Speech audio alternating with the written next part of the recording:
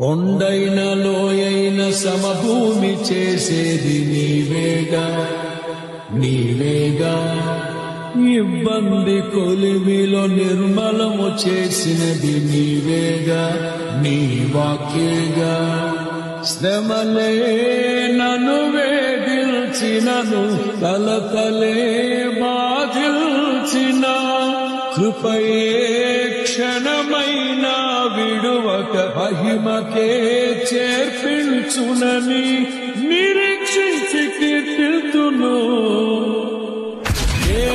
ఎలోహిం నీవే, ఎల్ షద్దాయ్ దేవుడవు, ఎబినేజరువు నీవే, స్తుతి ఘనత మహిమ నీకే.